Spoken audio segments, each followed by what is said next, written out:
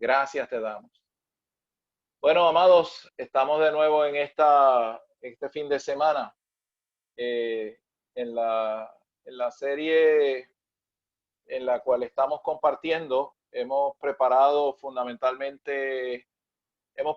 cuatro compartires, cuatro bosquejos. Este sería el tercero. Y la audiencia hoy, como los hermanos nos explicaron, pues incluye a los jóvenes y esperamos también que en el trasfondo estén los padres ahí escuchando la palabra.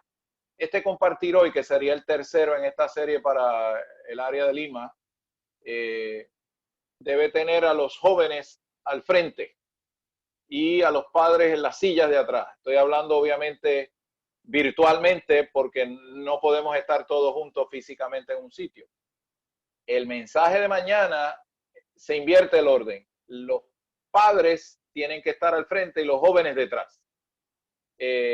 Vamos a compartir en el principio, tal vez algunos de ustedes hayan escuchado esta expresión, de la primera generación y la siguiente generación.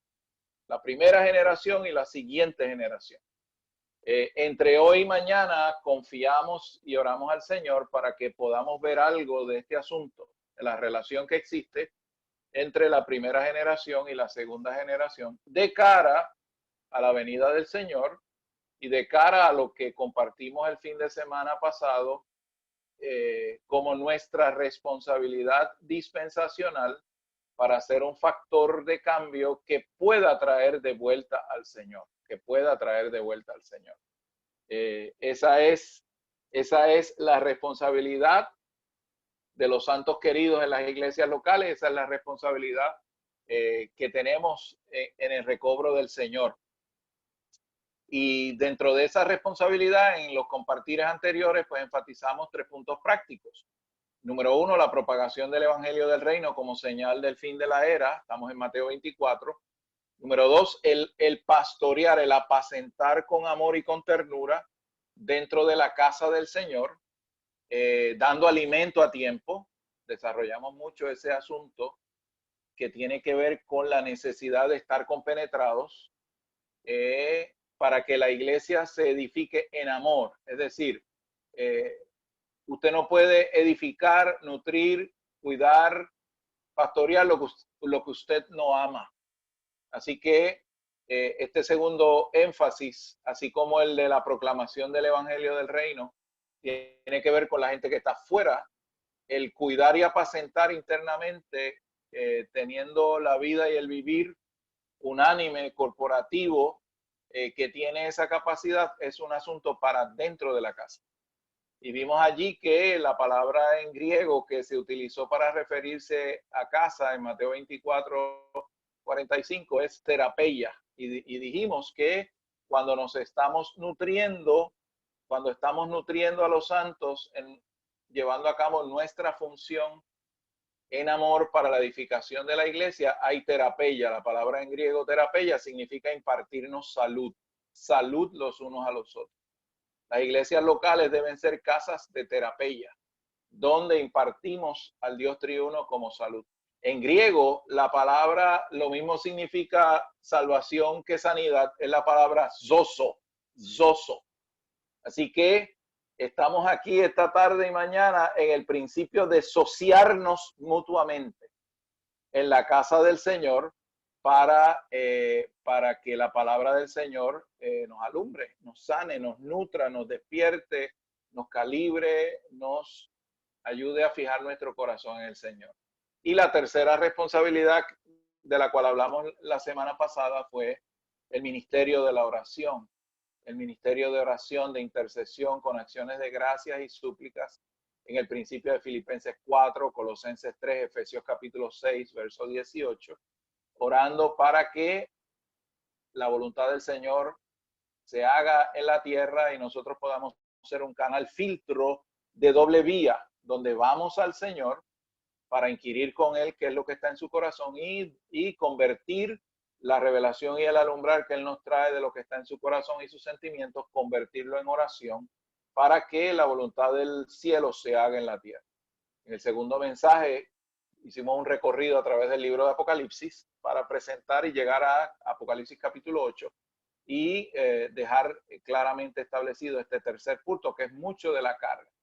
Pero en esta semana nos dirigimos a los jóvenes queridos, y el título de este mensaje es la responsabilidad de la siguiente generación, la responsabilidad que la siguiente generación tiene al final de la era de misterio para ser un factor de cambio dispensacional al, uno, conocer la era, y al vencer 6 asuntos por medio de 3 principios.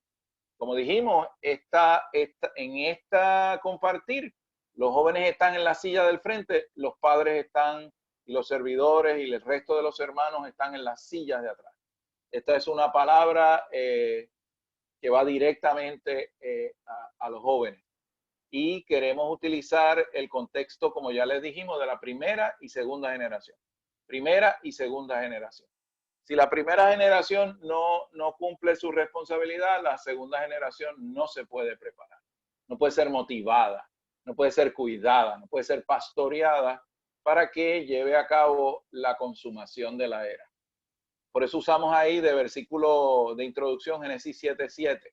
Y Noé entró en el arca y con él sus hijos, su mujer y las mujeres de sus hijos, por causa de las aguas del diluvio.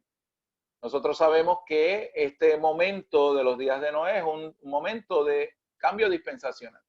Por lo tanto, todo el registro de las escrituras donde se nos presente los actores, los eventos y las circunstancias que tienen que ver con un cambio de dispensación son bien importantes que nosotros los vemos, porque el Antiguo Testamento fue escrito para nosotros como tipos, como sombras de la realidad. Así que aquí vemos de manera clara el principio de la generación primera y la siguiente generación. Avanzamos si la siguiente generación recibe la herencia y la transmisión de lo que la generación previa ha ganado en el Señor. Cuando hay un cortocircuito, cuando hay un sesgo, cuando hay una brecha generacional, si usted quiere utilizar ese término, pues ciertamente la próxima generación no puede completar, no puede continuar esta línea que Noé representaba. Todos nosotros sabemos que Noé era depositario y heredero de muchas experiencias y ganancias espirituales que esa generación que dependía de Dios había ganado. Y Noé fue un depositario de toda esa ganancia. La redención judicial que está implícita en las pieles que se le dieron a Adán y Eva, el invocar el nombre del Señor en los días de Noé porque el hombre se dio cuenta que era frágil, el caminar con Dios que tuvo Enoc cuando se dio cuenta que tenía que tomar cuidado de su familia y de sus hijos, al punto de que fue traspuesto. Y finalmente, en los días de Noé, vemos que Noé es el depositario y el que recibe ese cúmulo de experiencias espirituales de sus antecesores, y él mismo como tal es dice la escritura que fue hallado justo en aquella generación tan terrible que Jehová dijo, yo no voy a contender más con el hombre porque es carne.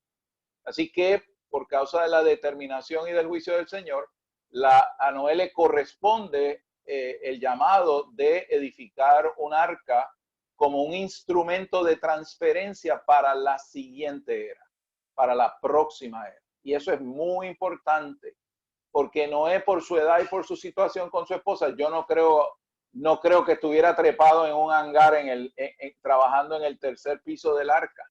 Él había recibido una visión, él había recibido la herencia acumulada de la línea de la vida, pero él tenía hijos, tenía esposa, había una próxima generación que sí tenía la energía, la fuerza para dedicarse directamente a la edificación del arca. Ese es el mismo principio espiritual que consta en Hebreos capítulo 4. Los apóstoles, los profetas, los evangelistas, los pastores y maestros lo que hacen es perfeccionar a los santos para la obra del ministerio. E históricamente, en cada generación que el Señor ha hecho algo, vemos claramente que el Señor busca a los jóvenes, necesita la siguiente generación.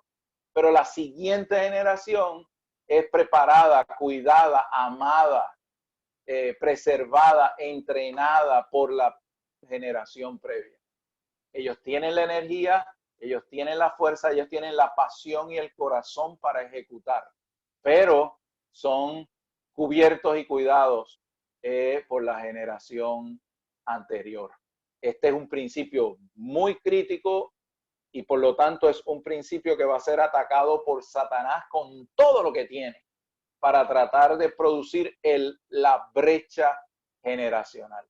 Y ya ustedes que son inteligentes, los que están al frente y los que están atrás, pues nos tenemos que estar haciendo un montón de preguntas con respecto a cómo estamos en ese asunto. ¿Cómo estamos en el asunto de sellar las brechas generacionales para que el Señor pueda producir por fin esta generación que le trae de vuelta, ¡Aleluya! Así que yo voy a leer estos bosquejos, como el medio a mí me obliga bastante a ser muy disciplinado en leer y en ir por los versículos. Normalmente, si yo estuviera compartiendo la palabra desde el frente de la plataforma, a menos que estuviese grabando un programa de radio, pues sería un poquito más liberal en mi manera de compartir, pero vamos a ceñirnos mucho a lo que está escrito, y los dos bosquejitos que les hemos preparado están bastante enriqueciditos, tiene bastante tela para que una vez que terminemos de compartir, ustedes puedan seguir sobre ellos, ver los versículos, volver a leer las porciones para que quede algo sustancial que les dé alguna visión.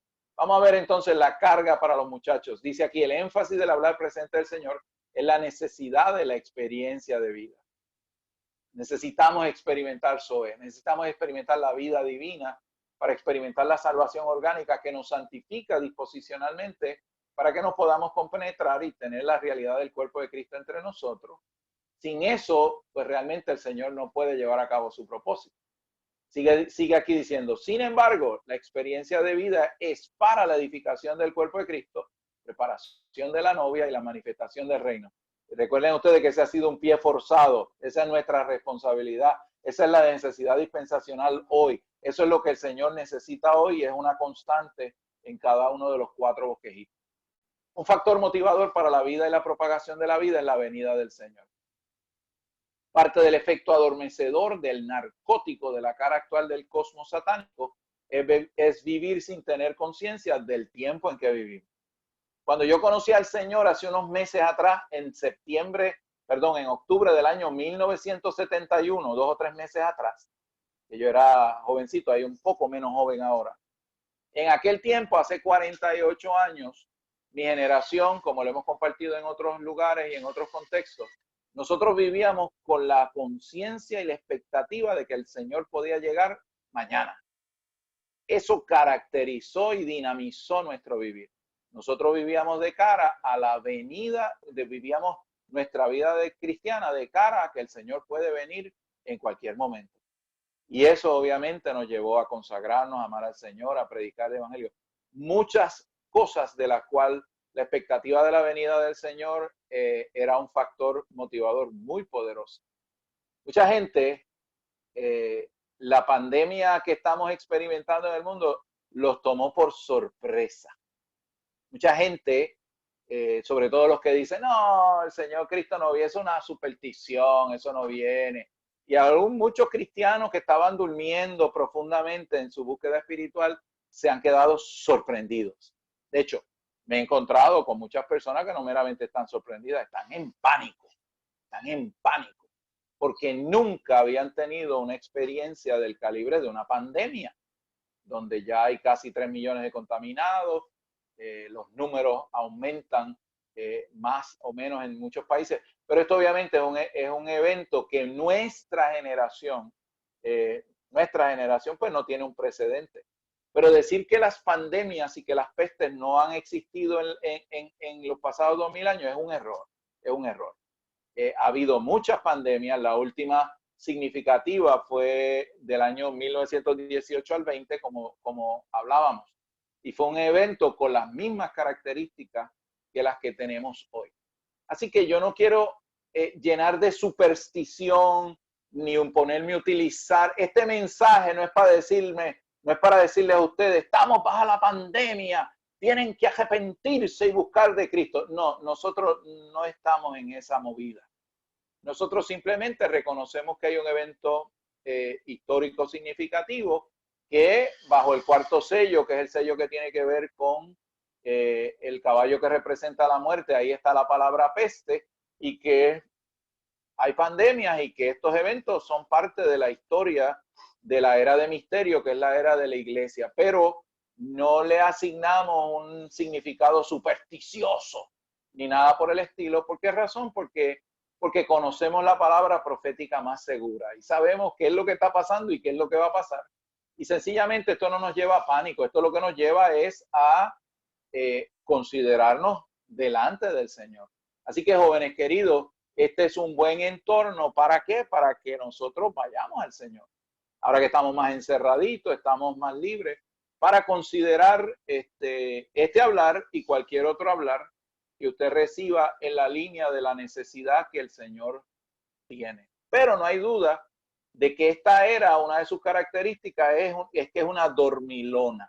Es decir, nos desconecta de una manera sutil del hecho de que somos hijos de Dios y que somos el testimonio del Señor y de que la vida cristiana tiene unas características y si nos dormimos espiritualmente, la era nos absorbe. Yo me he encontrado con muchos cristianos que realmente, y hermanos en la vida de la iglesia, que han estado absorbidos por la era. Y la pandemia lo que ha hecho es como que despertarlos. Pero, amados, no a la manera de histeria ni nada por el estilo, sino a la manera de ir a la palabra profética más segura para saber cómo tenemos que reaccionar, cómo tenemos que movernos a la luz de estos eventos. Así que tenemos que tener conciencia del tiempo que vivimos y les doy aquí una cita del ministerio, se las leo. Necesitamos todos conocer la era en que estamos, cuál es la revelación presente de Dios, dónde debemos estar, qué debemos hacer y en cuál fluir debemos entrar. Eso sí es nuestra asignación, jóvenes. El tiempo es corto y el día de la segunda venida del Señor se acerca. Como yo les compartía, ¿verdad? Mi generación, cuando yo conocí al Señor de 14 añitos en el año 71, nosotros vivíamos de cara a la conciencia y a la aspiración y al deseo de la venida del Señor. Eso motivaba, era un efecto motivador de cómo nos conducíamos en nuestra vida humana. Sigo leyendo. Ya no debemos ser drogados por las cosas religiosas, necesitamos despertar para ver dónde debemos estar y qué debemos hacer. Esto es un asunto serio. El Señor Jesús comparó esta era con la de Noé al decir, porque como fueron los días de Noé, así será la venida del Hijo del Hombre. Pues así como en los días antes del diluvio estaban comiendo y bebiendo, casándose y dándose en casamiento, hasta, puntos suspensivos, corto el versículo, hasta que vino el diluvio y se los llevó a todos. Es decir, la gente estaba llevando a cabo las actividades, incluyendo a los creyentes, las actividades típicas de la vida humana que son legítimas. No hay ningún problema en comer, beber, casarse y dándose en casamiento. El problema es que la fuente de esas necesidades, obviamente, no estaba necesariamente siendo el Señor, y esa fuente o esas necesidades se convirtieron en un sustituto que trajo un tremendo velo, un adormecimiento de la conciencia que debemos tener de la parucía, de la venida del Señor. Así que dice aquí el ministerio, no debemos estar aquí confundidos, drogados y aturdidos por la situación actual. Tenemos que ver en qué era estamos, dónde debemos estar y qué camino debemos seguir. Y ahí está la referencia del ministerio. Así que ese es el tono de este compartir. Sigo leyendo. El libro de Daniel nos ofrece un modelo de cómo vencer en la juventud el efecto desgastador del misterio de iniquidad. Eso está en Daniel capítulo 7, verso 25. Les leo el versículo que se refiere a la actividad del anticristo, específicamente durante la media semana final de la semana 70, que se le da a la nación de Israel proféticamente según Daniel 9, que es los últimos 3 años y medio de esta era de misterio. Y dice ahí que la actividad del anticristo como figura histórica va a ser como dice, y hablará cosas contra el Altísimo Y aquí es donde viene la importancia. Y desgastará a los santos del Altísimo. Y continúa el versículo. Y pensará en cambiar los tiempos y la ley. Y serán entregados en su mano por un tiempo, si la mitad de un tiempo, que significa 3 años y medio. Pero lo que me ocupa aquí, lo que quiero destacar es la palabra desgastar. Esa palabra en el original hebreo significa derretir, significa afligir, significa consumir y se refiere estrictamente a la mente. O sea, aquí no está hablando de un desgaste biológico, está hablando de un desgaste psicológico, está hablando de un ataque frontal del enemigo a la esfera de la mente, a la esfera de la ansiedad, a la esfera del pánico, a la esfera del miedo. Yo les daba a ustedes un versículo de Job la semana pasada, que Job, el enemigo tira el dardo del pensamiento y antes de que le sucediera el ataque real, Job ya se había tragado el pensamiento del daño. Y tenemos un montón de cristianos que ponen en Facebook versículos con luces y colores y ponen esto y lo otro. Y yo acá adentro en mi discernimiento, ese hermano tiene miedo. Ese hermano está posteando todo eso porque en el fondo lo que tiene es miedo. Los que de ustedes sean culpables en este momento, pues no digan amén, simplemente sonrían. Obviamente, ¿por qué? Porque no entienden lo que está pasando. Bueno, amado, estos 2 mensajes es para ayudarle a usted a ver lo que está pasando. Y para que nos recordemos que estamos en una guerra cósmica, en una batalla campal en los aires y dentro de nosotros. La batalla es doble, es allá y es acá también, para el reino de los cielos. Así que recuerde que las tácticas desgastadoras de Satanás es derretir, desgastar. El anticristo utilizará esto contra los creyentes durante la gran tribulación. Pero yo me estoy dando cuenta que ese ataque ya comenzó hace rato. Pero aleluya, que tenemos en nuestras partes internas, en lo profundo de nuestro ser, tenemos una parte escondida que es nuestro espíritu regenerado. Y ahí nuestra mente puede ser metida para ser preservada y guardada de la ansiedad de la era. Pero quería destacar este asunto porque esa es parte de la táctica del misterio de iniquidad, de la operación del anticristo. Y sigo leyendo y ahora volvemos de nuevo con lo que están al frente del escenario virtual esta tarde. El mejor tiempo para vencer es cuando se es joven. Sin embargo, perdonen, ese sin embargo no va. Si tiene un sin embargo en su documento, borre eso, que eso es un error, una fe de rata. En buen gallego, un typo. Elimíneme sin embargo. Eso no va ahí. Sigo leyendo. Los que vencen desde jóvenes, porque aprovechan el mejor tiempo para vencer, luego no tendrán remordimientos en los años posteriores y finales de su vida. En el Nuevo Testamento, la correspondencia al libro de Daniel se da en 1 y 2 de Timoteo. Vencer implica que existe una feroz oposición al testimonio del Señor, tal como vemos en Daniel y Timoteo. Yo no tengo tiempo para hablar de Timoteo. Timoteo es, junto con Tito, la herencia final que Pablo nos dejó. Lo último que Pablo escribió. Y eso tiene un gran significado porque él se lo escribe a Timoteo y Tito, que eran 2 hijos espirituales de él. En otras palabras, era la próxima generación. Pablo no le escribió a los ancianos viejos y decrépitos en Jerusalén. Él le escribió a 2 hijos espirituales. ¿A quién le escribió Pablo? A la próxima generación. Es como cuando el abuelo, cuando nuestro viejo querido, tal vez en el lecho de muerte, o se sienta con nosotros, que fuimos los más traviesos y los que más dolores de cabeza le dimos en la casa. Y el viejo se siente y nos dice, hijo mío, ya usted sabe lo que viene, ¿verdad? Hijo mío, siéntate ahí. Así que eso fue exactamente lo que hizo Pablo con los nenes, con los muchachos. Él le dejó una palabra y no le habló de la cumbre de la revelación divina, ni le habló de cómo la tipología de la Nueva Jerusalén, no, él no le habló nada de eso. Él le habló de que lo único que debemos seguir es la economía de Dios que se basa en la fe, que tenemos que orar, que tenemos que predicar el evangelio, que tenemos para que aquellos que son ganados sean instruidos en la verdad Y después de darnos ese pequeño resumen de la economía de Dios, el apóstol Pablo viene y se pone a escribir sobre las características de los que toman la delantera y los que sirven. Y usted se queda como medio pasmado. Pero Pablo, ¿qué pasó? Yo esperaba que tú me fueras a hablar aquí de la cumbre de la revelación divina, porque eso es tu herencia final. No. ¿De qué habló Pablo?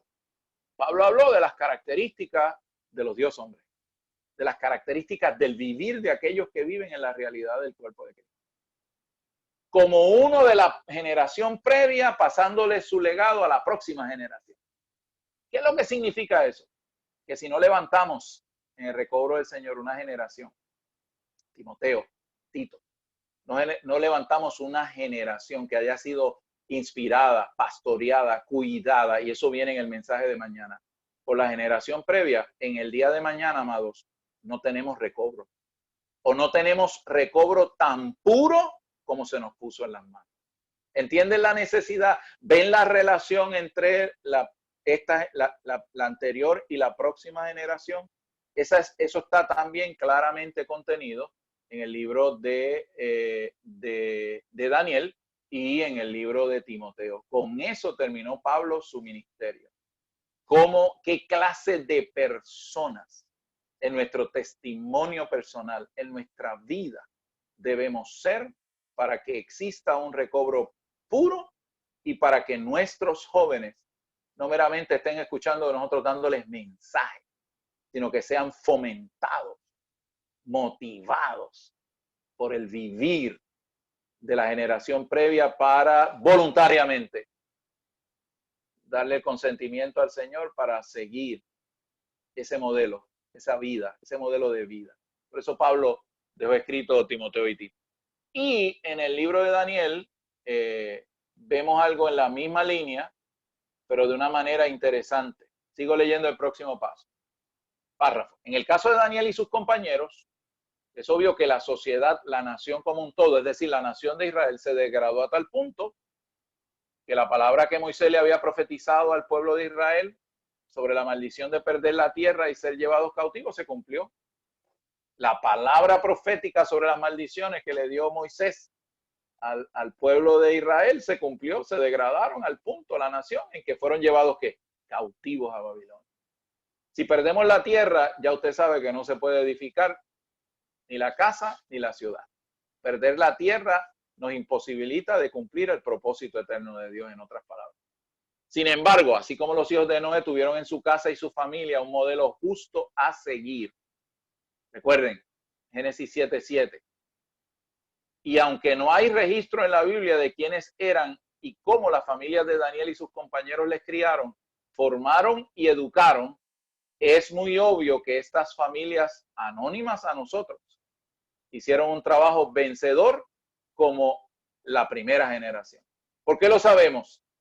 Porque aunque el pueblo fue llevado cautivo a la nación de Babilonia, cuando usted empieza a ver a través de los primeros 6 capítulos principalmente del libro de Daniel, el comportamiento, el testimonio, la actitud de estos muchachos, usted automáticamente tiene que concluir que papá y mamá en la casa de esos muchachos, aunque en general la nación estaba degradada, ellos se criaron en hogares donde había un modelo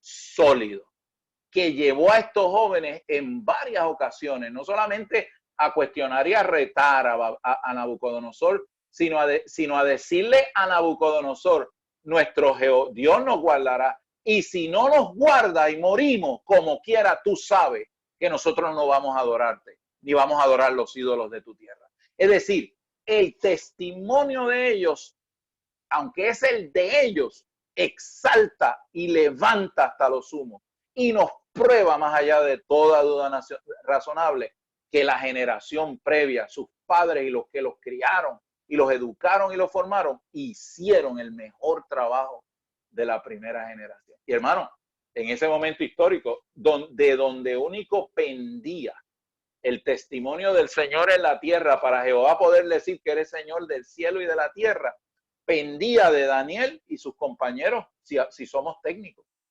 Pues para todos los efectos prácticos, eso era lo que el testimonio de Dios en la tierra, de eso era de lo que disponía, de esos jovencitos. O sea, en otras palabras, es un momento de la guerra espiritual donde la cosa luce, te dice, wow, esto es lo que nos queda, hemos sido llevados cautivos. ¿Y quiénes son los que están sacando la cara? Los jovencitos. Ellos son los que están sacando la cara. Eso tiene que capturarnos, tiene que motivarnos, tiene que revolcarnos internamente. Porque muchos de ustedes y otros más que yo conozco tienen el concepto supersticioso de que si yo mando al muchacho o a la muchacha para la reunión, todo va a estar bien y que ahí va a pasar un milagro pentecostal y el muchacho va a cambiar. Hermano, eso es una superstición. El trabajo de Dios, el modelaje para que nuestros hijos, nuestros nietos sigan este derrotero, se da en el seno del hogar, se da en la formación de la casa. Depende de la manera en que vivimos nosotros. De allí ellos tienen entonces y toman un modelo en vida, en carácter, en santidad y eventualmente y también en el conocimiento de la verdad. Estos muchachos tienen que haber visto el testimonio de unos que estaban dispuestos, inclusive por causa del testimonio del Señor, a dar la vida, aunque a nivel nacional, a nivel del gran número, la nación se degradó hasta tal punto con su liderato que fueron llevados cautivos a la tierra. Aún en ese entorno, el Señor podía decir que era Señor de la tierra porque tenía estos muchachos allí. Ok, seguimos entonces. Y sigo leyendo aquí. Sigo leyendo aquí. Es muy obvio que estas familias anónimas a nosotros hicieron un trabajo vencedor como la primera generación. Esto traza un principio crucial que nos llevará en el próximo mensaje, es decir, mañana, a recibir una visión sobre lo que el ministerio llamó el conducto de pastoreo, que es una sola pieza. Pero de eso vamos a hablar mañana en el mensaje final, que es mi cuarto mensaje, que en cierta medida es mi oración y mi anhelo por las iglesias en Latinoamérica, incluyendo Perú, incluyendo al Perú, que es lo que nos ocupa ahora. Seguimos entonces. Según Daniel, tenemos que conocer el tiempo en que vivimos. Punto 1 ahí. Letra A.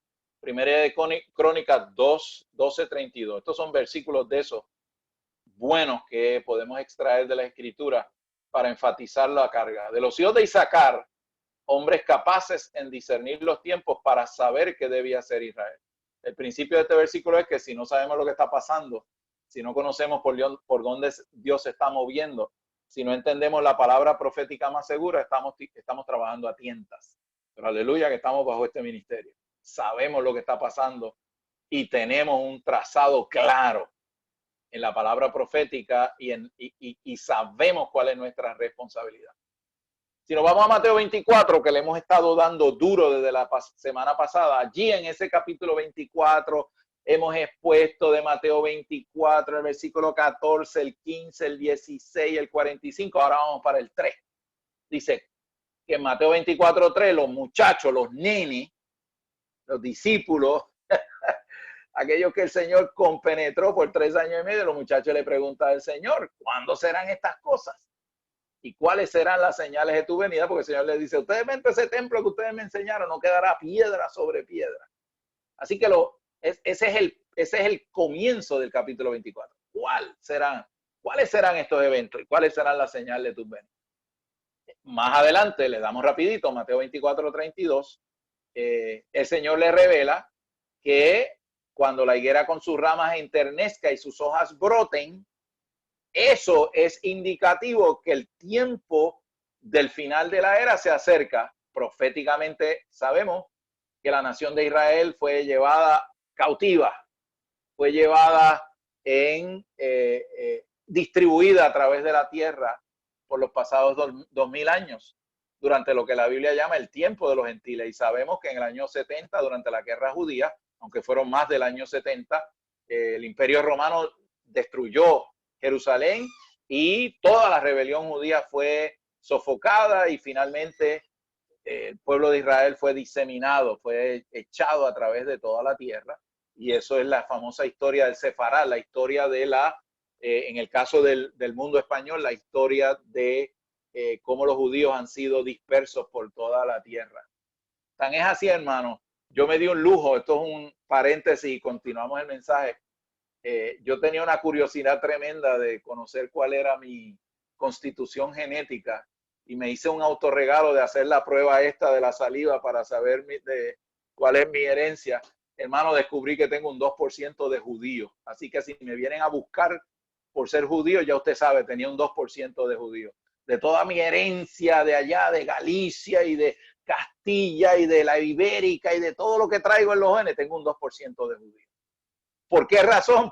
Porque fueron dispersos por toda la tierra. Pero el Señor dijo, la higuera será restaurada, que es un símbolo de Israel, y su rama empezará a dar hojas de nuevo. Eso es un lenguaje profético para decirnos que la nación va a ser restaurada. Y para los creyentes, punto 1, Israel es una señal en el fin de la era, del fin de la era. En la Biblia hay 3 vectores, 3 líneas que se encuentran en la gran tribulación. La profecía relativa a la nación de Israel, la profecía de las 70 semanas, que consta en Daniel capítulo 2. Tenemos la profecía relacionada, la profecía relativa a las naciones se encuentra y al gobierno humano está fundamentalmente en Daniel 2. También se nos habla en Daniel 7. En Daniel 9 se nos habla de la profecía de las 70 semanas, que es el tiempo profético que se le da a la nación de Israel hasta la consumación de la era y la restauración del reino mesiánico. Y en el Antiguo Testamento, pues fundamentalmente, aunque la iglesia se menciona de manera indirecta, pero es básicamente un misterio. Ahora en el Nuevo Testamento es que se nos complementa junto con Daniel, con Joel y con Zacarías. En el libro de Apocalipsis y algo en Mateo y en Tesalonicenses se nos da ese tercer aspecto de la iglesia con claridad. Pero aquí se está refiriendo a la restauración de la nación de Israel, la rama que enternece. 1948 es la vuelta a Israel del pueblo judío.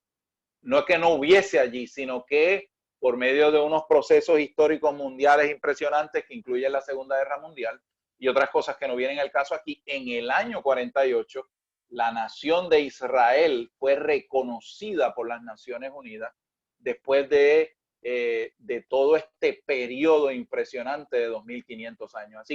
Así que este elemento profético realmente es impresionante. Yo no viví para ese tiempo, yo no había nacido para ese tiempo, pero tuve la oportunidad en el año 2014 de ir al salón donde los constituyentes de la nación de Israel, sus representantes con don David Ben Gurión, escucharon los resultados de la votación de las Naciones Unidas para otorgarle el estatus de nuevo de nación a Israel. Usted puede ir en Israel al mismo salón y ver allí donde eso sucedió.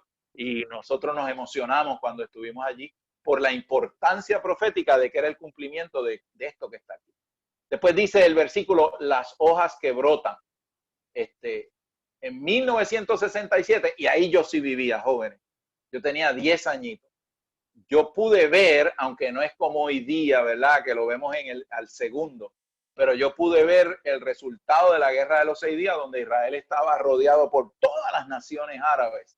Y en un periodo de 6 días, Israel venció a todas estas naciones de una manera espectacular. Eso usted lo puede buscar en YouTube y meterse en muchos documentales con los videos originales de la guerra de los 6 días. Pero lo impresionante de eso es que Israel vino a control de la capital de Jerusalén. ¿Y por qué eso es importante, hermano? Porque la profecía claramente nos establece, amados, claramente nos establece que para poder darse los eventos de la segunda venida del Señor, el anticristo tiene que entrar al templo para desecrarlo, porque eso lo dice específicamente la profecía, que el anticristo se sentará en el templo de Dios haciéndose pasar por Dios. Pero para que pueda hacer eso tiene que haber templo. Y para que haya templo tiene que obtenerse Jerusalén. Y para que se pueda tener Jerusalén se tiene que tener a Israel. Bueno, Israel, check, 1948. Jerusalén, check, 1967. Y cuando yo visité Israel en el 2014, fuimos al Instituto del Templo, donde se está preparando todo lo que tiene que ver con la edificación y la restauración del tercer templo, que sería el próximo evento histórico. Yo no quiero entrar en eso, mi carga es simplemente que vean cuál hora es, que se pregunten cuál hora es. Mateo 24:33, se lo voy a leer, en medio de estos versículos. Mateo 24:33 lee de la siguiente manera: así que vosotros, cuando veáis todas estas cosas, sabed que está cerca a las puertas. Esto está a las puertas. Ya tenemos la restauración de la nación de Israel, ya tenemos la obtención de Jerusalén como capital, ya existe el Instituto del Templo, obviamente se está trabajando en todos los artículos necesarios para restaurar el servicio de adoración en un templo, y eso entra a otros conflictos de otra naturaleza, que no vamos a entrar en ellos, pero simplemente les quiero decir que el calendario profético está corriendo. Y yo pongo aquí en la letra D, en cuanto a Daniel 9, es decir, la profecía relativa a las 70 semanas, ustedes jóvenes que están escuchándome, por los eventos que ya se han cumplido, es decir, la restauración de la nación de Israel, 67, guerra de los 6 días 48, guerra de los 6 días, control de Israel, 67, ustedes nacieron, ustedes están ahora entre las semanas, y nosotros entre las semanas 69 y 70. Estamos en el periodo donde ya se han restaurado la nación y la capital. Falta la edificación del templo por el lado de la nación de Israel. Y esto es un evento que es al final de esta era. En cuanto a Daniel 2, que es una profecía relacionada a la gran imagen que representa el gobierno humano, nosotros estamos viviendo en la era de la restauración del Imperio Romano. El Imperio Romano restaurado, que al final tiene 10 dedos que representan las 10 naciones que le van a dar todo su poder al anticristo para que se desencadenen los eventos de los últimos 3 años y medio de la gran tribulación. Nosotros estamos entre los pies y los dedos, viviendo los pies que son de barro y de hierro. Es decir, entre la prevalencia de gobiernos totalitarios y de gobiernos que enfatizan los derechos individuales. Si usted ve la historia que estamos viviendo hoy, esa es la polarización que existe entre gobiernos de barro, cuyo énfasis es la búsqueda individual del éxito y de la felicidad de las personas y los derechos individuales, y los gobiernos totalitarios que enfatizan un Estado que debe controlar la vida de las personas. Eso es barro y hierro. Así que estamos en ese momento. Pero en la medida en que estos eventos se completen, van a aparecer los 10 dedos que en su momento le van a dar toda su autoridad a la bestia para que lleve a cabo el reinado que describíamos ahorita, el anticristo, dentro de esa batalla para principalmente, desde el punto de vista dispensacional, destruir la nación de Israel, entre otros grandes eventos, o el remanente de la nación de Israel, cosas que están descritas en Zacarías capítulos 12, 13 y 14, pero no tenemos tiempo para meternos ahí. Estas profecías indican con detalle los tiempos e indican que es tarde en la era presente, que es la era de misterio, que es la era de la iglesia, la era del evangelio de la gracia para todos los hombres. Ese es el momento en que estamos viviendo. Y Daniel era un joven junto con sus compañeros que en el momento en que vivió sabía el tiempo en que estaba viviendo. Él no era ignorante de la batalla donde estaba involucrado, y él con sus compañeros representando un remanente en medio de una situación degradada para aportar el testimonio del Señor. ¿Por qué razón? Porque en medio de toda su degradación, la generación anterior, la primera generación, los cuidó, los instruyó, los protegió, modeló en ellos un vivir que les permitió a ellos asumir la postura que asumieron en contra de la posición nada más y nada menos que de Babilonia, que es la cabeza, según las escrituras, proféticamente hablando, de la imagen del gobierno humano, la cabeza que gobierna, el principio de Babilonia que gobierna y caracteriza el espíritu de los imperios y de las naciones humanas con su gobierno, que hacen tres cosas, perdón. Exaltar al hombre, rebelarse contra Dios y adorar ídolos. Esa es la gran batalla espiritual. En la primera venida, el Señor resolvió el problema del pecado, hermano. En la cruz del Calvario, Él obtuvo esta redención maravillosa para nosotros y para todo aquel que cree en Él. Aleluya por su redención. Pero en la segunda venida, dice la palabra del Señor en hebreo, Él viene sin relación a hacer trabajos relativos a la redención para destruir el gobierno humano. Hermanos, tengamos pendiente y en cuenta que en esta segunda venida el Señor viene a resolver el problema del gobierno humano. Gobierno humano que a través de su ejército se rebelará directamente en contra de Dios, en contra de Dios. Es decir, aquí estamos en medio de una batalla tremenda. ¿Por qué razón? Porque este anticristo, porque Satanás, a fin de cuentas, lo que busca es adoración.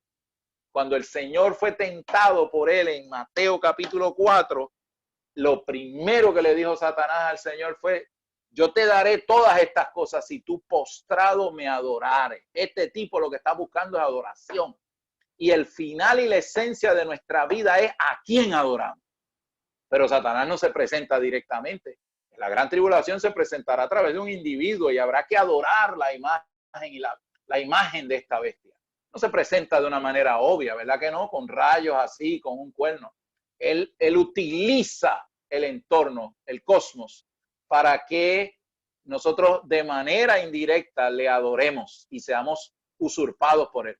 Pero ya en la gran tribulación la cosa será obvia, es adorarle directamente a él. Eso es lo que este individuo está buscando. Por eso es que en los últimos 3 años y medio de la gran tribulación, amados, el evangelio que se predica no es el de la gracia, ese ya terminó.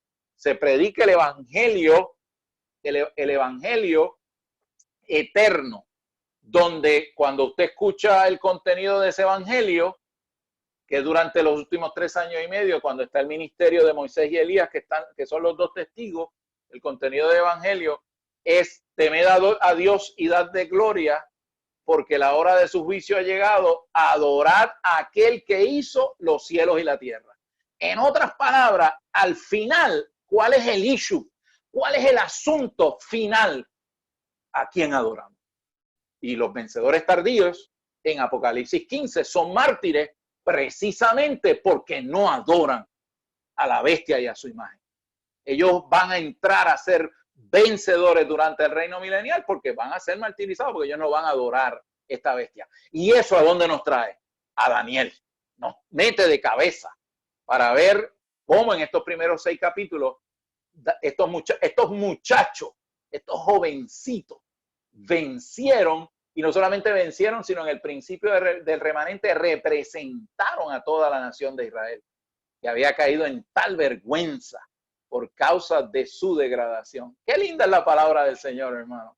Al final del asunto, yo no crié 3 muchachos para que sean buenos hijos y para que sean, no, yo crié tres seres humanos maravillosos para que sean padres, para que sean ministros de Dios, para que sirvan al Señor, para que sus casas estén abiertas para el testimonio del Señor, para que se eduquen adecuadamente y sean una bendición inclusive para el país, para que donde quiera que ellos estén haya vergüenza, decencia, luz, haya un vivir santificado. Aleluya, esa es mi gloria.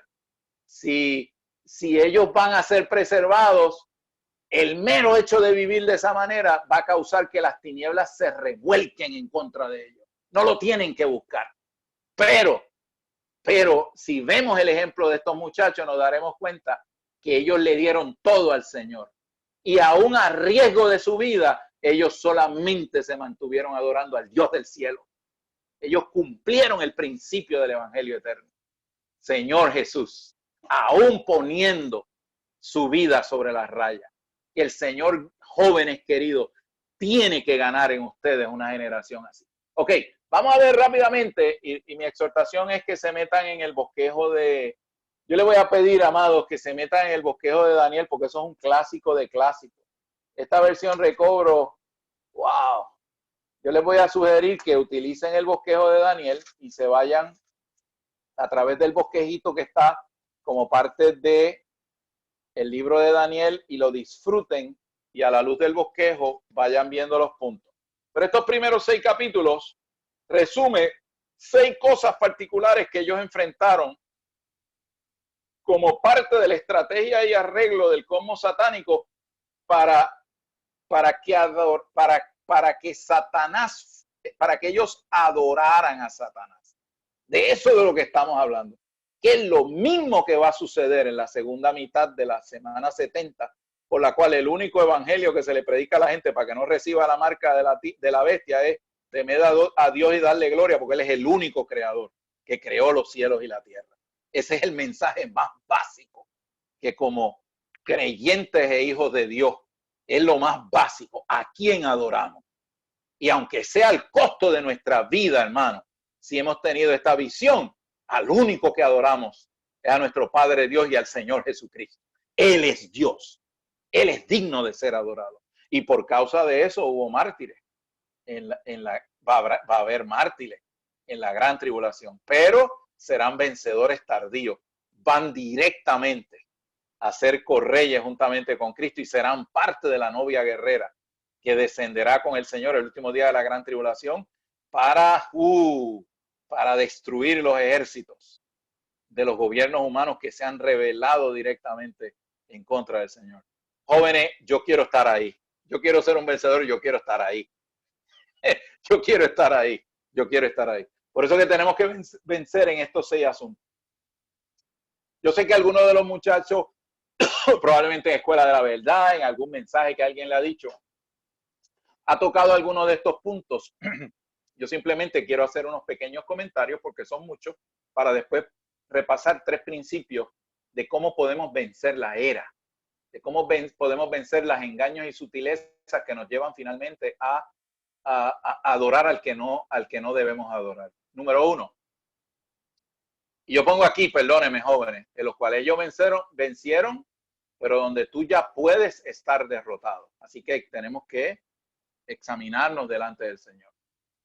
En el capítulo 1, pues la dieta demoníaca. Todos nosotros sabemos que Babilonia quería alimentar a estos muchachos con la dieta de Nabucodonosor, con la dieta de la casa de Nabucodonosor, que es un tipo, literalmente, es un tipo de Satanás. Y en ese sentido, la Biblia dice en el capítulo 8 de Daniel 1, que Daniel se propuso en su corazón no contaminarse con los manjares del rey ni con el vino que bebía, y le pidió al jefe de los eunucos permiso para no contaminarse. En otras palabras, recuerden que en la Biblia comer es muy crítico. El conocimiento objetivo no es comer la palabra de Dios. Comer la palabra de Dios es cuando oramos con la palabra de Dios, la comemos, la asimilamos, nos confesamos con ella, la oramos poniendo nuestro corazón en ella, confesándonos. Cuando hacemos ese ejercicio con la palabra del Señor, la palabra del Señor se convierte en alimento. Pero cualquier cosa que escuchamos, cualquier cosa que hacemos, buscando satisfacción y placer, es un tipo de dieta. Y todo lo que se come, jóvenes, se metaboliza. Lo que se metaboliza se digiere. Y lo que se digiere viene a ser parte de nuestra constitución. Tenemos que tener bien claro este punto, porque es el punto inicial de toda estrategia de las tinieblas. Amados, ¿qué es lo que comemos? ¿Qué comemos? Comer no es solamente lo que comemos con la boca, comemos con los ojos, comemos con los oídos. Nuestros 5 sentidos son receptores que hacen que ingiramos cosas. Al ingerir hay metabolismo y al haber metabolismo hay reconstitución, al punto que nuestro nombre cambia. El nombre describe y llama a la persona. Recuerden, en la Biblia el nombre llama a la persona. Por eso es que cuando invocamos y decimos Señor Jesús, ¿a quién usted recibe? Usted recibe al Señor Jesús. Cuando usted come y se constituye de algún asunto, usted viene a hacer eso que usted se come por virtud del metabolismo. Usted sufre una reconstitución y la reconstitución hace que usted cambie. Aunque yo pueda ver una persona, yo la veo 15 años después y aunque físicamente es esa persona, pero internamente ha sufrido un proceso de reconstitución. Y muchos hemos tenido esa experiencia. Personas que han colapsado en su vida espiritual, personas que usted los ve y usted dice, wow, es el mismo cuerpo, pero realmente esta no es la persona que yo conocí. ¿Por qué? Porque ha habido una reconstitución en cuanto a lo que se come. Amados queridos, yo no quiero darles peroratas a ustedes morales sobre lo que tenemos que comer, no, esa no es mi corazón. Pero en este tiempo de la pandemia y del entrenamiento de tiempo completo a domicilio llamado cuarentena, es un buen tiempo para ir delante del Señor y examinar qué es lo que yo estoy comiendo, qué es lo que yo consumo realmente, qué es lo que me reconstituye. Ese es un asunto bien fundamental porque implica nuestra voluntad. Yo tengo que escoger, yo tengo que decidir qué es lo que yo como o dejo de comer. Si yo escojo lo que no es, inevitablemente voy a sufrir una reconstitución al punto que me puede llevar a un cambio de nombre. El Señor nos alumbre con este primer punto. Si vamos al capítulo 2, vemos entonces, como yo les había dicho, que es la gran imagen del gobierno humano, y esta gran imagen del gobierno humano es un resumen de los 4 imperios en la historia humana que Dios utiliza para describir ese vector de la historia humana, del gobierno humano, que finalmente se rebela contra Dios, adora a ídolos y exalta al hombre, y que yo les he dicho que el Señor va a venir a resolver ese problema en su segunda venida. Y Daniel capítulo 2 nos lo dice de manera profética. Dice aquí, aleluya, y no tengo tiempo para desarrollar los detalles proféticos, pero nos podríamos quedar aquí 5 días y eso no me lo permiten los hermanos porque me van a votar y me van a cortar la transmisión. Pero dice aquí, el verso 44, y en los días de estos reyes, el Dios de los cielos levantará un reino que no será jamás destruido. Aleluya.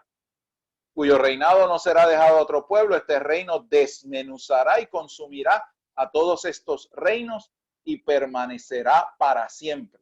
De la manera que viste que del monte fue cortada la piedra, no con mano, la cual desmenuzó el hierro, el bronce, el barro cocido, la plata y el oro. El gran Dios ha mostrado al rey lo que ha de acontecer en lo porvenir, y el sueño es verdadero y confiable es su interpretación. Es decir, con esta profecía, con esta palabra que se había profetizado en el verso 35, y la piedra que hirió la imagen se hizo un gran monte que llenó toda la tierra, se nos está profetizando, aleluya, la terminación en la segunda venida del Señor, que es la piedra no cortada con mano humana de todos los gobiernos humanos que se revelarán al Señor y que estarán acuartelados ahí desde Bosra hasta Megiddo, hasta Armagedón, con sus ejércitos para destruir lo que queda, el remanente del pueblo de Israel. En ese momento el Señor desciende como la roca, no cortada con mano humana, pero desciende con su novia guerrera vencedora. ¿Quién quiere ser parte de esa novia guerrera vencedora? Yo quiero ser parte de esa novia. ¿Por qué? Porque vendrá a destruir y a terminar con el gobierno humano. Pero el problema en el capítulo 2 es que nadie tenía interpretación excepto Daniel y sus amigos del significado de esa imagen. Hermano, la Biblia dice en Mateo 24 que la gente come, bebe y casa y se da sin casamiento. ¿Y qué pasó? Sin saber lo que está pasando, adormecidos, hasta que vino el diluvio. ¿Y qué pasó? Se lo llevó. Es decir, vivían inconscientes. La gente está inconsciente, adormecida. Tiene la dormilona del reino de las tinieblas y no puede entender lo que son los gobiernos humanos. ¿Y qué es lo que está detrás de eso? ¿Qué es lo que se mueve detrás de la olla o de la cosa? Sin embargo, Daniel tuvo la visión necesaria. Aleluya. Por eso decimos ahí, ve ¿Qué vencieron ellos? La ceguera que impide ver la visión de la gran imagen del gobierno humano. Hermano, nosotros no estamos ciegos para entender la naturaleza de los gobiernos humanos. Y perdonen, hermano, yo no estoy hablando aquí ni de partidos políticos, ni estoy hablando de colores, ni de banderas. No, estoy hablando de la naturaleza del gobierno humano, que hace tres cosas. Idolatra a ídolos, se opone a Dios y se revela contra Dios. Y exalta al hombre. Esa es la característica. Eso, cuando el Señor venga, representado por los ejércitos de Gog y Magog, el anticristo, y de los 200 millones que vendrán del este, eso será destruido para siempre. Aleluya. Y yo quiero ser parte de ese asunto. Señor Jesús. Tercera cosa que ellos vencieron, la adoración de ídolos por medio de la música. Amárrese todo el mundo aquí. Capítulo 3, se hizo una imagen de oro y dice en el verso 7, por lo cual en aquel tiempo al oír todos los pueblos el sonido del cuerno, la flauta, la lira, el trigón, el salterio, la gaita, todo instrumento de música, a Daddy Yankee y a Bad Bunny, no, eso no está aquí. Todos los pueblos, naciones y lenguas se postraron y adoraron a la imagen de oro que el rey Nabucodonosor había levantado. Esto tiene que ver de nuevo con lo que comemos, con lo que comemos. Hermanos, ¿lo vieron? Aquí la adoración de la gran imagen es amenizada y estimulada ¿por qué? Jóvenes, díganme, por la música, la música. Volvemos a lo mismo, ¿qué consumimos? ¿Qué metemos por los oídos? Mi pequeña isla en la esquina nororiental del Caribe, llamada Puerto Rico, se caracteriza porque produce músicos y cantantes en cantidades industriales. Esa es nuestra maldición, hermano. Y esta isla es la campeona y el centro y el eje del reggaetón, del trap y de toda esta música, si es que usted le quiere llamar música. Pero yo quiero abrirle los ojos, jóvenes queridos. Eso es simplemente el comité que ameniza la adoración de la gran imagen de oro. Si usted se mete eso al cuerpo, querido joven, si eso es lo que usted escucha, usted está comiendo muerte. Usted está comiendo muerte. Usted está comiendo un espíritu terrible de rebelión, de oposición, que auspicia y fomenta cosas que son oscuras. Amados, tenemos que, primero, no debemos adorar ninguna otra cosa que no sea el Señor, pero quiero abrirles al punto de que en este capítulo 3 vemos la música como un elemento que está presente en esta fórmula de las tinieblas. Capítulo 4, el velo que impide ver el gobierno de los cielos y desde el trono de Dios. Ese es el famoso capítulo donde Nabucodonosor tiene un sueño que él va a ser literalmente llevado va a quedar emocionalmente, va a quedar completamente humillado y estará un tiempo como si estuviera fuera de sí. Y al final de ese capítulo, y si usted lee este capítulo y lo estudia con mucho cuidado, usted se da cuenta que el final de este capítulo, el verso 26 dice, y en cuanto a la orden de dejar en tierra el tocón con las raíces del árbol, tu reino te quedará firme después que reconozcas que son los cielos los que gobiernan. Es decir, Nabucodonosor, como le pasan a muchos gobernantes cuando están en el poder, se creen que son dioses. Se cree que están ahí por derecho divino y que pueden hacer lo que le da la gana y realmente se constituyen en hombres y en gobiernos que osan irse en contra, no solamente de la administración de Dios, sino que se van literalmente en contra de Dios. Y el Señor le dio a Nabucodonosor un recordatorio de que los cielos gobiernan. No se extrañe si en este tiempo, en la medida en que se intensifican los eventos, vemos hombres, vemos gobiernos, vemos coaliciones de gobiernos que cuando usted los analiza a sangre fría son anticristos, están completamente en contra de el gobierno del reino de los cielos en abierta rebelión. Durante las copas y los juicios de la gran tribulación, a partir del capítulo 8, cuando se empiezan a abrir, se empiezan a tocar las 7 trompetas, luego de que se han abierto los 7 sellos, muchos de los juicios, primero que nada sobre los recursos que permiten la vida humana y luego directamente sobre la vida humana rebelde, vemos claramente que muchos de esos juicios serán dirigidos contra secciones de la tierra que se oponen directamente al gobierno del reino de los cielos, persiguen, encarcelan y martirizan a los hijos de Dios. Usted va a ver eso y eso se va a intensificar durante la gran tribulación. Este asunto de la pandemia, amados, es un ensayito. Si usted examina las estadísticas en algunos lugares, y no queremos mencionar nombres, porque nosotros no somos los que aplicamos el juicio lo aplica el Señor. Nosotros no estamos aquí para juzgar a nadie. El Señor es el juez justo. Pero no hay duda de que en ciertos lugares, no hay duda de que la prevalencia y la intensidad de esta plaga sugiere fuertemente que hay ciertas regiones y lugares que están bajo la mano de Dios. Hay cierto juicio envuelto en el asunto. No meramente una pandemia con unas características que se podrán solventar con una vacuna de aquí a unos meses. Hay algo de ese asunto. Nosotros debemos orar para que el justo juicio de Dios se lleve a cabo. Y sobre todo para que los países y los reinos que persiguen y oprimen a los hijos de Dios y al testimonio del Señor sean puestos en su lugar, sean limitados. Si el Señor tiene que entrar en un juicio y utilizar este tipo de cosas, decimos amén. Decimos amén.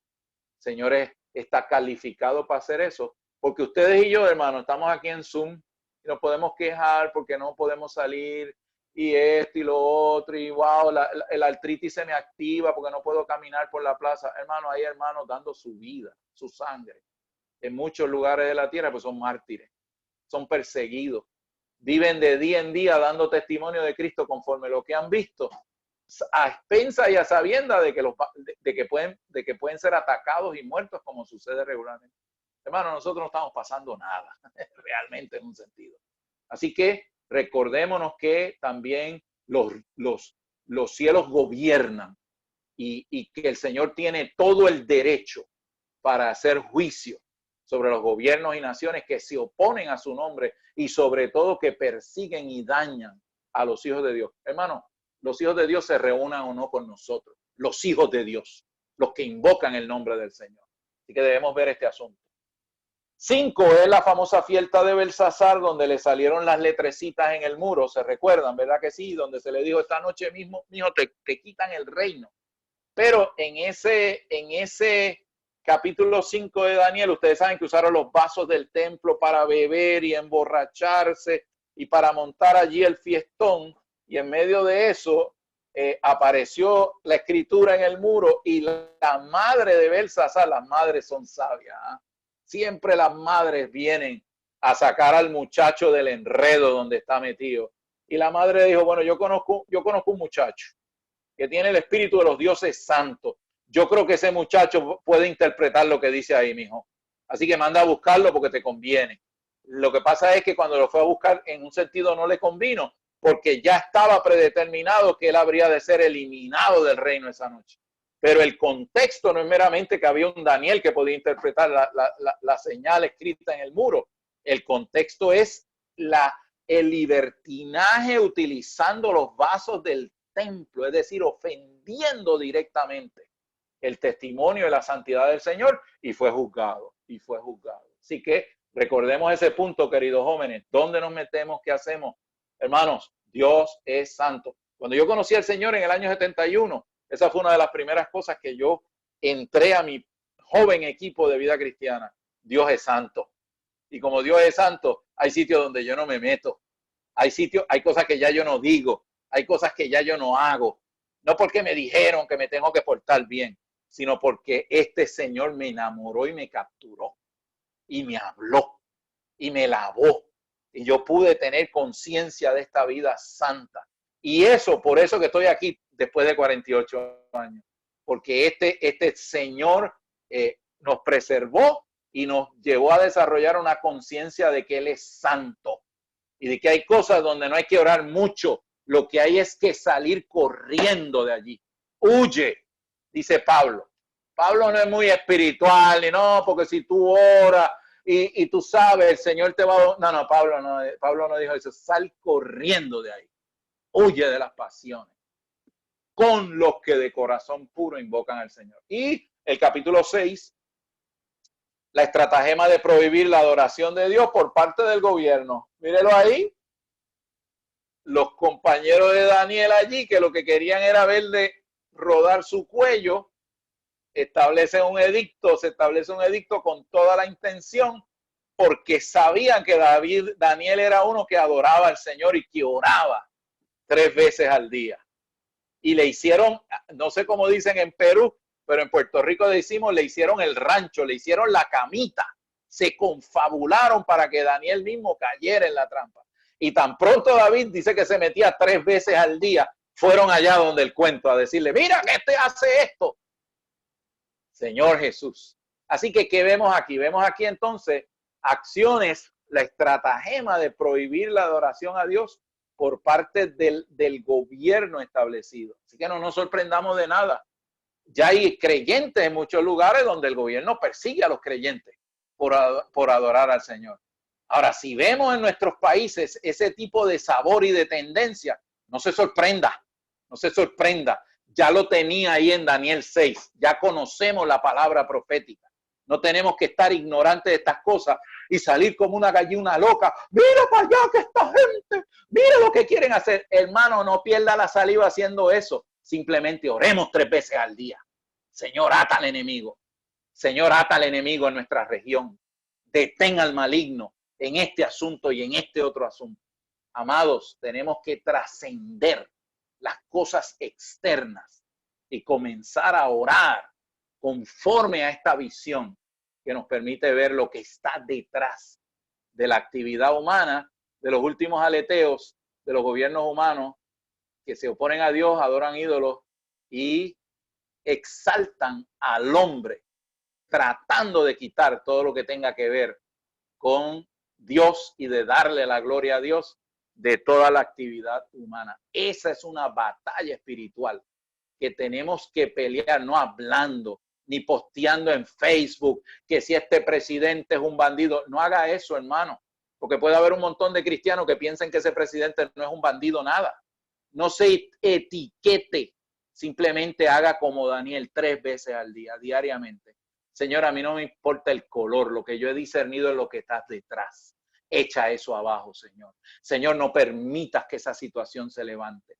Señor, manténnos puros en este asunto, como testimonio, sin amarrarnos ni abanderizarnos con nadie. Nos abanderizamos con el reino de los cielos, Señor. Y oramos para que tú eches abajo y pongas límites a toda esta estratagema que vemos en estos 6 capítulos para tratar de destruir el que se levanten los muchachos, los jóvenes, Daniel con sus compas, un testimonio de la próxima generación por el cual hemos vivido, hemos dado nuestra vida para que ellos puedan asumir su responsabilidad dispensacional, porque han sido inspirados, les hemos modelado en la casa, en nuestro vivir, un vivir que los lleva a ellos a darse voluntariamente. Y mañana vamos a hablar del asunto de voluntariamente, porque han sido inspirados. No hay cosa más poderosa y prevaleciente que ver una generación de jóvenes capturados con un asunto y llevándolo hacia adelante. Se levanta una generación joven que se ha capturado con esta visión. No hay diablo que los pare. Señor Jesús. Señor Jesús. Pero para eso necesitamos esta relación entre la generación anterior y la próxima generación. No podemos tener esa brecha generacional. Así que esto juega de los dos lados, hermano. Finalmente vamos a ver 3 principios para ser este vencedor. Tres principios, amados, que nos aplican a todos, pero aquí pues queremos traérselo principalmente a los muchachos. Primer principio, compañeros adecuados. Daniel y sus compañeros, Daniel 2, 16 al 18. Vamos a leer la Biblia bien para que ustedes vean aquí el trabajo de equipo. Daniel 2, 16 al 18. Dice aquí, esta es la visión. Daniel interpreta, pero miren lo que dice la Biblia. Daniel entró y pidió al rey que le diera tiempo para declarar la interpretación al rey. Entonces se fue Daniel a su casa e hizo saber a Ananías, Misael y Azarías, sus compañeros, lo que sucedía. Lean bien la Biblia. Verso 18, para que pidieran compasiones delante del Dios de los cielos acerca de este misterio, a fin de que Daniel y sus compañeros no fueran destruidos con los demás sabios de Babilonia. ¿Y de dónde le salió eso a Daniel y a esos muchachos? Yo pongo aquí, eran un equipo, aunque el trabajo de interpretar, ¿de quién era? Daniel le tocaba interpretar, pero la gracia para interpretar y para que fueran preservados, ¿de dónde salió, hermano? ¿Lo vieron? ¿Quiénes oraron? ¿Quiénes intercedieron? Dice aquí, vuelvo y leo para enfatizar, para que pidieran compasiones delante del Dios de los cielos. Daniel iba a interpretar, pero él no estaba solo. Él era parte de un núcleo, de un agrupamiento, de un band of brothers.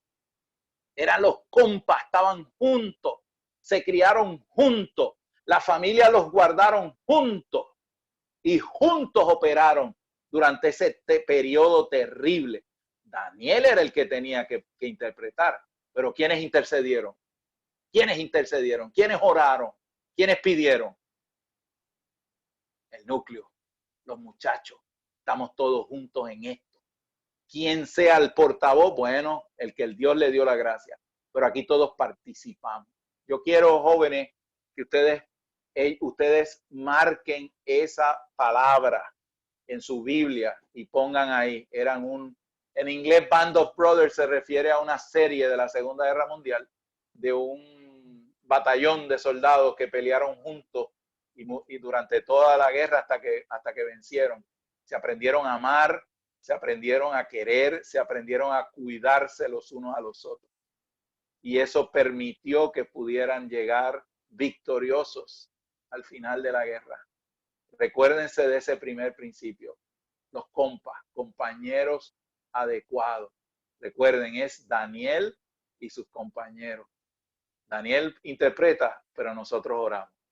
Nosotros intercedemos. Y el fruto que reciba Daniel y la liberación que reciba Daniel es la misma que vamos a recibir nosotros. Aleluya por la palabra del Señor. Y dice ahí, le di Apocalipsis 12, 11. Y ellos, subraye 11. Y ellos, plural, le han vencido. Apocalipsis 12, 11. Y ellos, plural. Segundo de Timoteo 2, 22. Huye con los que de corazón puro.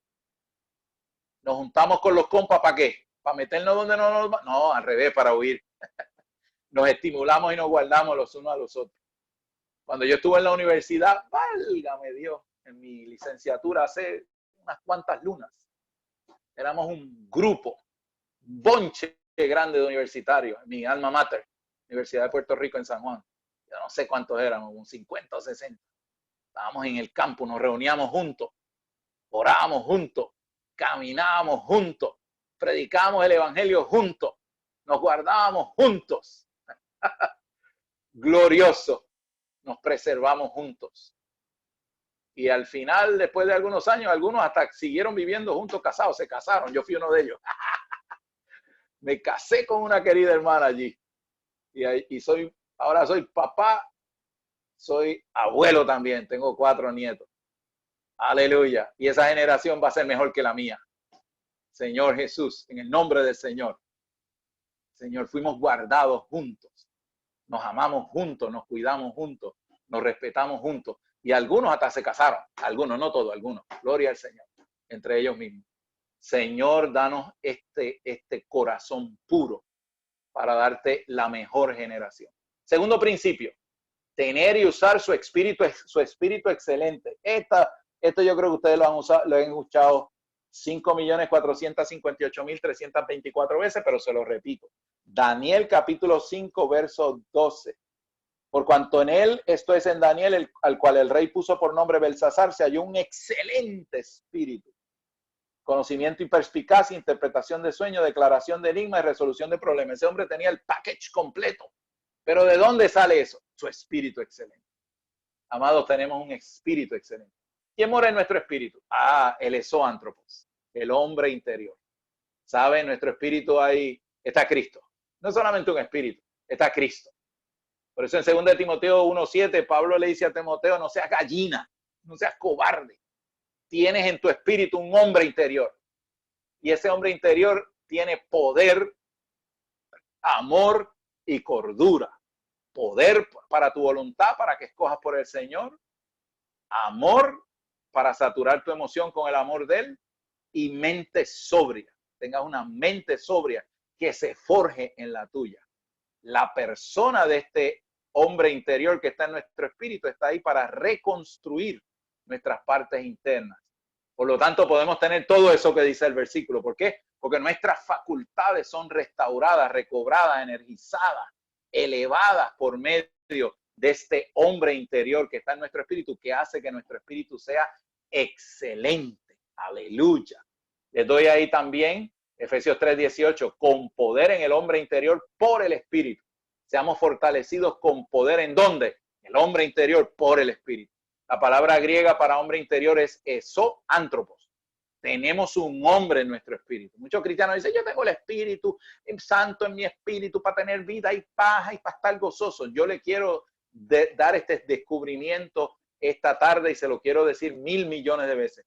Usted tiene un hombre metido en su espíritu que piensa de cierta manera, sienta de cierta manera, decide de cierta manera. Vivir conforme a los sentimientos, la mente y el pensar de ese hombre, eso es la vida cristiana. La vida cristiana no es calcar unos principios morales y tratar de ser bueno y llorar par de lágrimas porque me emocionó el mensaje que el hermano Carr trajo. No. La vida cristiana es aprender a vivir por ese hombre, mirarlo a los ojos, consultar cuál es su pensamiento, sus sentimientos, su mente. Señor, la mente sobria la tienes tú. Tú tienes poder en tu voluntad. Señor, tú tienes el amor que puedes saturar mi amor y reconstituirlo con lo que tú eres. Señor, por eso yo te quiero comer a ti no solamente como un espíritu que me nutre y me alimenta y me da vida y paz. Te quiero tomar como mi hombre interior. Yo quiero que tú seas de verdad el encabezamiento. Eso es lo único que nos mete en la realidad de lo que el libro de Efesios llama el nuevo hombre, el nuevo hombre. Y tercer principio que me parece que es importante es tener un espíritu de sacrificio y de mártir. Quiero leer esto para que me entiendan bien, queridos jóvenes. Daniel 3, 17 al 18. Daniel 3, 17 al 18. Cuando viene esta amenaza con respecto al horno, él dice, de ser así, nuestro Dios a quien servimos es capaz de librarnos del horno de fuego ardiente y de tu mano, oh rey, nos librará. Y le dicen los nenes, pero si no lo hace, eran bravos, si no lo hace, has de saber, oh rey, que no serviremos a tus dioses, ni tampoco adoraremos la imagen de oro que has levantado. Quiero leer, dice aquí, la postura de estos vencedores mostró que eran absolutos.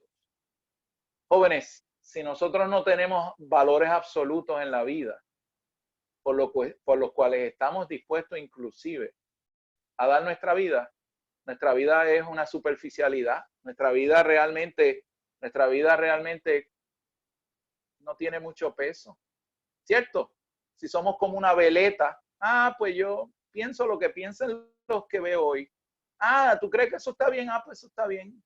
El otro te dice, yo hago, pues sí. Pues entonces usted es una veleta. Usted no tiene nada por lo cual ser absoluto. Sin embargo, esa no era la postura de ellos. Dice, la postura de estos vencedores mostró que eran absolutas. Y ahora leo, la verdad es absoluta. Es como una columna que sostiene un techo. Ella no viene a usted. Usted no le puede decir a la columna, ven acá donde mí porque no me quiero levantar. La columna está ahí, incólume, inconmovible. La verdad no cambia. No depende de su estado de ánimo. Si usted quiere obedecer, usted no quiere obedecer. Ella no viene a usted. Usted tiene que ir a ella. Esta era, el final de la era, para cumplir con nuestras responsabilidades, necesita tales vencedores. Así que, jóvenes, yo no les estoy diciendo esto porque estemos buscando ser mártires o sufrir.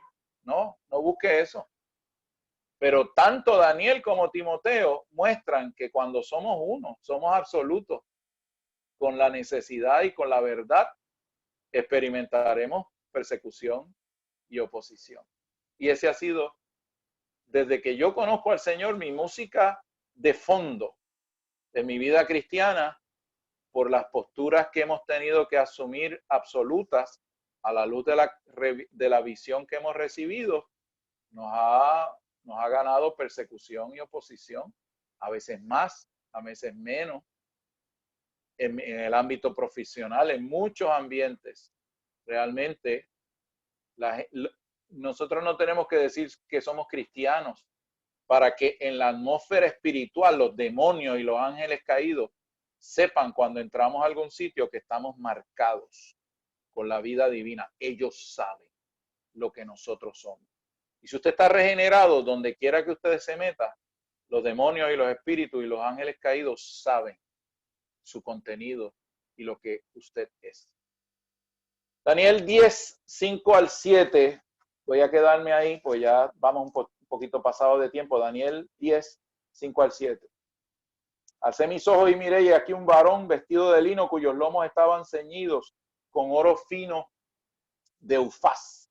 Su cuerpo también era como berilo, su rostro apariencia relámpaga, sus ojos como antorchas de fuego, brazos y pies como brillo de bronce, sonido de sus palabras como estruendo de multitud. Y solo yo, Daniel, vi aquella visión, porque los varones que estaban conmigo no vieron la visión, sino que cayó temor sobre ellos. Cayó temor sobre ellos. Esta es la aparición que el Señor hace a Daniel en este capítulo. Dice la Biblia en el versículo 10 que este varón tocó, quien es Cristo, tocó a Daniel porque él cayó en tierra. Esta fue la misma experiencia, y compárela con Hechos capítulo 9, verso 3 al 7, que Saulo de Tarso tuvo. Cayó a la tierra. ¿Por qué yo les traigo este versículo? Porque les acabo de decir que tenemos que ser absolutos con la verdad, ¿cierto? Vamos a ver de qué depende ser absoluto. ¿Qué nos impulsa? ¿Qué hace que tantos hayan sido absolutos a través de los siglos, aún al precio de dar, de pagar, de dar tantas cosas? ¿Qué hace que podamos recibir la visión de la era y de la realidad que está detrás de los eventos físicos de la historia? Porque yo estoy aquí, porque yo sacrifiqué un futuro profesional y muchas cosas. Después de 48 años, ¿por qué yo estoy aquí? ¿Por qué hay tantos creyentes que han sido mártires y que no les importa dar su vida? ¿Por qué son absolutos? ¿Por qué son absolutos? ¿Por qué razón? Porque han tenido una experiencia. Ellos no tienen un conocimiento objetivo. Mi oración, amados, ante esta palabra, queridos jóvenes, mi única oración es, Señor, que los muchachos vayan donde ti te digan, Señor, yo quiero tener esa misma experiencia. Yo quiero que tú te aparezcas a mí. Cuando yo me convertí al Señor en algún día de octubre del año 71, a mí el Señor se me apareció, hermano. Yo tuve una visión que cambió radicalmente mi vida. Yo fui ganado de una manera dinámica por el Cristo que se me predicó. Por eso estoy aquí todavía, porque tuve una visión que me tiró a la tierra. Y termino con esta porción del ministerio del estudio de vida de Génesis, me parece muy bonita. En los primeros días de mi ministerio, está hablando el hermano Lee, tenía la carga de ayudar a la gente a consagrarse. Aunque enseñé mucho sobre la consagración, no hubo muchos resultados. Mi enseñanza no funcionó muy bien. Finalmente aprendí que usted no puede ayudar a la gente a que se consagre por medio de enseñarles. No son las enseñanzas las que causan que las personas se consagren al Señor. Es la aparición del Señor lo que motiva a la gente a hacer esto. Si podemos ayudar a la gente a encontrarse con el Señor y a que entren en su presencia, eso será suficiente. No necesitamos decirles que se consagren a Dios o que ofrezcan todo en el altar al Señor. Una vez Dios se aparece, nada puede detenerles en su consagración. De manera espontánea y automática ellos dirán, Señor, todo es tuyo. De ahora en adelante, todo es para ti. ¿No ha tenido usted tal experiencia? ¿No ha puesto usted sobre el altar todo lo que usted es y tiene para Dios y su propósito? Señor, aparécete a nosotros. Gracias por todo lo que conocemos de la verdad. Simplemente oramos para que te aparezcas.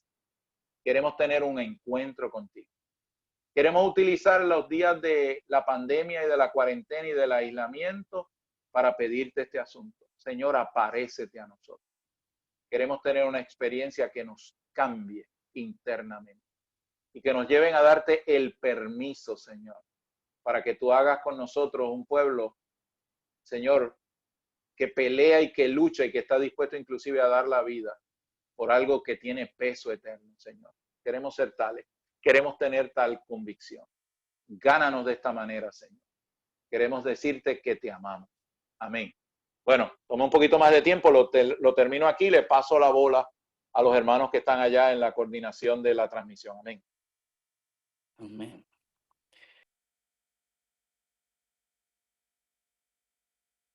Amén. Aleluya, hermanos.